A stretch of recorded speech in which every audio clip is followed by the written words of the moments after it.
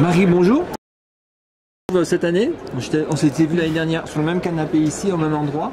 Alors quoi de neuf depuis l'année dernière? Beaucoup de choses. Beaucoup de choses. Beaucoup de choses. Alors l'année dernière, j'étais venue présenter, participer à une table ronde sur la mobilité et les ENT. Depuis un an environ, même un peu plus, au sein de la DNE, puisque j'appartiens toujours à la direction du numérique pour l'éducation.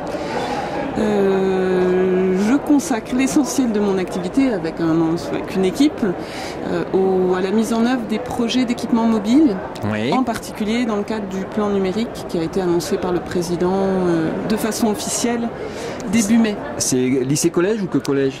Alors, c'est essentiellement collège pour la partie accompagnement, pour subventionner les projets d'équipement des individus, donc élèves et enseignants, et les dotations ressources également. Puis sur un certain nombre d'actions, on est sur la mise en place à venir d'actions qui permettront de mettre à disposition des ressources pour les collèges, les lycées et puis aussi pour le premier degré. Mais effectivement, l'effort d'accompagnement pour l'équipement individuel se fait essentiellement pour le collège. Et ça a été réaffirmé par le président pour la rentrée 2016 sur la partie généralisation. D'accord, donc là on est dans une phase d'appel à projet, Comment ça se passe? Oui. Au début, c'est ponctuel. Alors la logique avant est la généralisation. La logique est celle de l'appel à projet, ouais.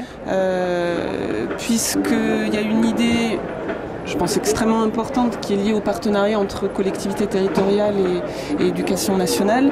C'est celle du volontariat de la collectivité, de l'équipe pédagogique dans l'établissement scolaire, et donc la logique de l'appel à projet était assez évidente, et c'est celle qui a été mise en œuvre sur l'appel à projet 2015, donc qui est sorti début mars 2015, qui a permis de sélectionner un certain nombre de collèges et d'écoles des réseaux d'éducation prioritaire. Quand tu dis un certain nombre, une dizaine, une centaine, un millier? Plus de 200 pour les collèges et quasiment 400 pour les écoles. Ça, c'était l'appel à projet 2015.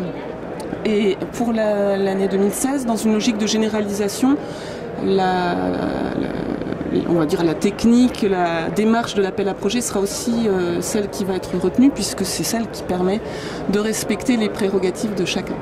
D'accord. Collectivité territoriale, établissement, académie. Bon, et ben d'accord. Et là, qu'est-ce que tu es venu voir à Ludovia cette année? Présenter encore cette démarche ou tu viens faire un peu ce qui se passe? Alors, cette année, on observe ce qui se passe sur l'ensemble des champs de compétences pour le numérique éducatif. Et donc forcément, la question de l'équipement qui est mêlée avec celle des ressources pédagogiques et puis de la formation. Moi, c'est ça que je viens mesurer aussi dans cette session de Ludovia.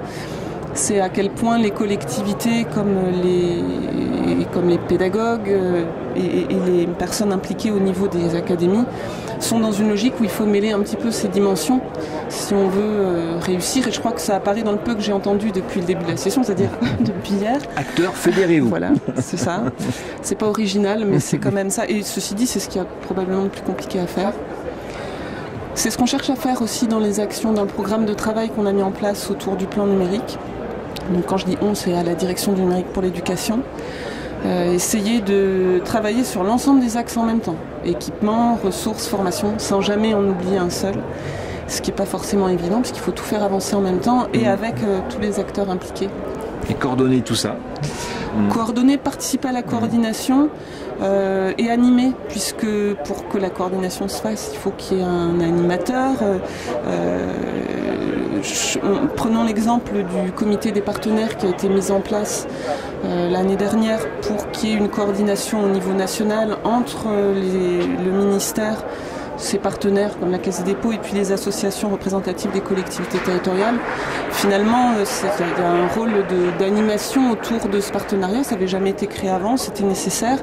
Et pourtant, ça n'avait pas été mis en place. Effectivement, c'est quand même une étape extrêmement importante dans la définition des projets partenariaux.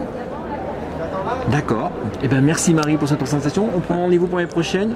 Oui. Avec cahier des charges, tu me feras un petit bilan du premier appel de 2015. Du premier appel à projet 2015. Ce que ça donne, on en est. En espérant qu'on pourra faire aussi pour l'appel à projet 2016.